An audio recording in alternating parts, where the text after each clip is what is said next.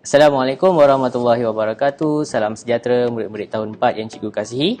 Baik, untuk pembelajaran Bahasa Melayu tahun 4 pada kali ini, cikgu akan memberi fokus terhadap topik tata bahasa. Baik, di bawah unit 4, saya sihat. Bukan cikgu yang sihat, tapi tajuk dalam buku teks, saya sihat. Baik, standard kandungannya ialah 5.1, iaitu memahami dan menggunakan golongan kata mengikut konteks. Kemudian standard pembelajarannya pula 5.1.1, iaitu memahami dan menggunakan penjodoh bilangan mengikut konteks tidak formal. Manakala objektif pembelajarannya, pada akhir pembelajaran, murid akan dapat menggunakan penjodoh bilangan dengan tepat. Okey, baik. Mari kita lihat petua penjodoh bilangan. Okey. Seperti mana yang murid-murid telah pun faham tentang penjodoh bilangan yang diterangkan oleh guru-guru ketika di tahun 3 dan tahun 2 tahun terdahulu. Okey, kita lihat kata penjodoh bilangan ialah kata nama yang menjadi pasangan kepada kata bilangan. Ingat kata penjodoh bilangan ialah kata nama yang menjadi pasangan kepada kata bilangan. Okey, baik. Kita lihat dekat sini, cikgu berikan tumpuan kepada 7 penjodoh bilangan. Sebab 7-7 ni ada dalam latihan buku teks yang akan kita gunakan sebentar lagi.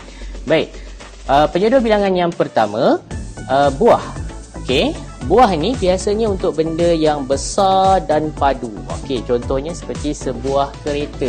Okey, sebuah kereta. Walaupun kereta ini kereta mainan, tetapi kita tetap gunakan penjodoh bilangannya sebuah kereta. Baik, selain daripada kereta, ada contoh lain penggunaan buah. Antaranya ialah untuk rumah, bandar, negeri, songkok, kotak dan banyak lagi. Sebab tu cikgu letak titik-titik di hujung tu. Okey, seterusnya penjodoh bilangan yang kedua ialah keping. Keping ini biasa kita gunakan untuk benda-benda yang nipis dan pipih. Okey, dia rata je serta tipis ataupun lepek. Contoh penggunaan ialah slip. Slip ni contoh macam ni, slip. Dia panjang je. Okey kan?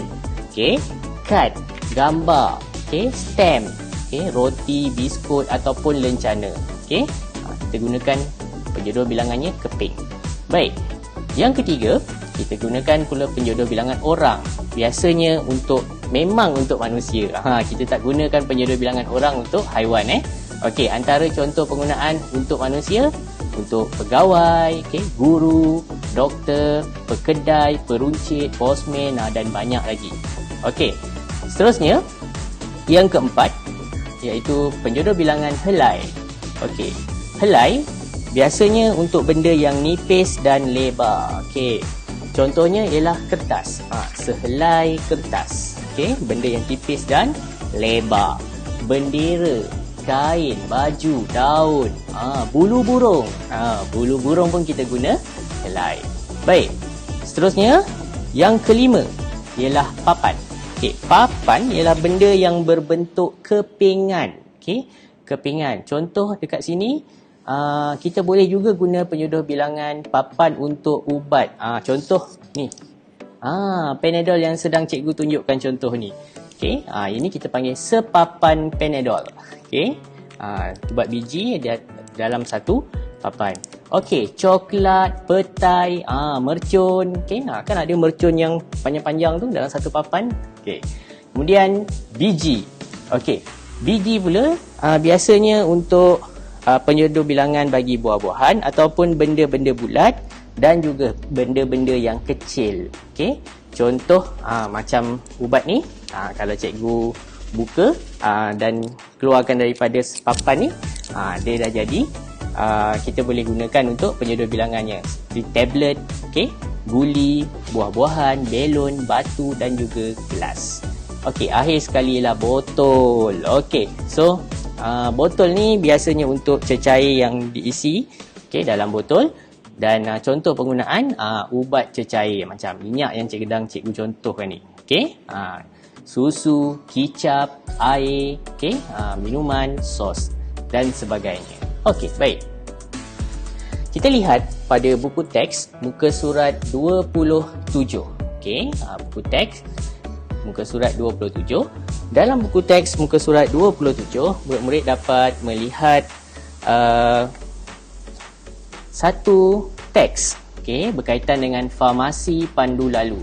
Selalu kita beli makanan secara pandu lalu dalam bahasa Inggeris drive thru. Okey, tapi kali ini farmasi pandu lalu. Kalau makanan pandu lalu biasanya kita akan beli makanan, tapi di farmasi pandu lalu kita akan ambil ubat. Tanpa turun daripada kenderaan, kita akan ambil ubat. Okey, baik. Mari kita buat dan cuba sama-sama latihan ini. Okey. Baik. Yang pertama, kalau kita lihat, Encik Hussein mengambil Hadif dari sekolah dengan menaiki kereta. Dan dari situ ada dia punya ceritanya. Okey, pada petang itu Hadif mengikut bapanya Encik Hussein ke hospital dan mereka terus ke laluan farmasi pandu lalu. Terdapat dua. Okey, so penjodoh bilangan yang sesuai digunakan. Kalau lihat di senarai yang diberikan ni ada 7 yang telah cikgu terangkan tadi. Untuk kenderaan tentulah dua buah kereta. Okey, so penjodoh bilangan di situ ialah buah. Okey, baik. Terdapat 2 buah kereta yang sedang menunggu di hadapan mereka. Pemandu yang melalui kaunter itu menyerahkan baik. Di belakang tu ialah kertas. Okey, kalau kita rujuk balik kepada petua penjodoh bilangan kita yang kita terangkan tadi, penjodoh bilangan yang sesuai untuk kertas ada dekat situ, iaitu helai. Okey, so kita gunakan menyerahkan sehelai kertas kepada pegawai perubatan. Okey, pegawai perubatan ni orang. Okey, mari kita lihat petua kita tadi. Yang mana sesuai? Okey, so tentulah penjodoh bilangannya tak lain dan tak bukan, mestilah orang. Okey, so menyerahkan sehelai kertas kepada seorang pegawai perubatan. Okey, kemudian perenggan yang kedua. Apabila tiba giliran mereka, Encik Hussein menyerahkan slip. Okey, kita lihat petua tadi. Okey, untuk slip, penjodoh bilangan yang sesuai kita gunakan ialah keping. Okey, keping. Okey, slip ni ni. Slip lebih kurang adalah satu kepingan benda yang tipis dan pipih. Okey, dia kecil saja. Okey, slip ubatnya. Okey, baik. Pegawai itu berpesan supaya ubat. Apa penjodoh bilangan yang boleh kita gunakan untuk ubat? Okey, kita lihat ayat di belakangnya dulu. Okey, ubat yang mengandungi 14 tablet. Okey. So kita ada penjodoh bilangan antara biji dan juga papan. Okey. Kalau ikut yang lebih tepat, tentulah kita akan letakkan sepapan ubat. Okey, mari kita lihat petua penjodoh bilangan tadi. Okey, untuk ubat boleh guna papan. Okey, contoh yang cikgu berikan tadi, ni Panadol. Okey, sepapan Panadol.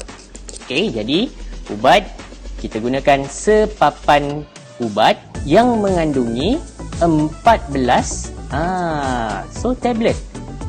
Tentulah biji. Okey, penjodoh bilangan yang sesuai di situ ialah biji. Okey, so di situ kita gunakan 14 biji tablet. Okey, yang perlu dihabiskan dalam tempoh masa seminggu. Beliau juga perlu dihabiskan dalam tempoh masa seminggu. Okey, beliau juga memberikan ubat cair. Ubat cair. Kita nak guna penjodoh bilangan apa? Mari kita lihat. Alright, kat sini tentulah botol. Okey, baik. So, dekat sini kita letakkan memberikan sebotol ubat cecair yang perlu diminum 3 kali sehari. Banyak tu, 3 kali sehari. Okey. Semua ubat itu diserahkan kepada Encik Husin. Selepas mengucapkan terima kasih, Encik Husin memandu keluar dari kaunter farmasi pandu lalu itu. Okey, baik. Kita selesai melengkapkan penjodoh bilangan dalam teks ini. Baik, di bawah ini kalau murid-murid perhatikan ada satu yang kita panggil sebagai peta titi. Kenapa kita panggil dia peta titi? Sebab dia macam titi kan. Okey. Baik. Mari kita lihat peta titi dan jom kita lengkapkan peta titi tadi dengan penjodoh bilangan yang sesuai. Okey. Baik, yang pertama, buah penjodoh bilangan yang dah diberikan dalam buku teks ialah kereta. Okey. Keping, penjodoh bilangan untuk kertas. Okey. Orang, penjodoh bilangan untuk pegawai perubatan. Helai, penjodoh bilangan untuk kertas. Papan, penjodoh bilangan untuk ubat. Biji untuk penjodoh bilangan tablet. Dan satu lagi, akhirnya botol untuk ubat cecair. Dah lengkap. Okey, peta titi penjodoh bilangan kita untuk latihan kali ini. Baik, so akhir sekali, sebagai refleksi dan juga ingat kembali, murid-murid perlulah menggunakan penjodoh bilangan dengan betul, okey, mengikut konteks ayat. Dan yang kedua, murid-murid dapat melengkapkan peta titi dengan kata nama yang tepat. Okey, so dekat sini kedua-duanya kita dah capai. Alhamdulillah. InsyaAllah kita akan berjumpa lagi di kelas akan datang. Terima kasih kerana menonton video cikgu. Jumpa lagi. Assalamualaikum warahmatullahi wabarakatuh.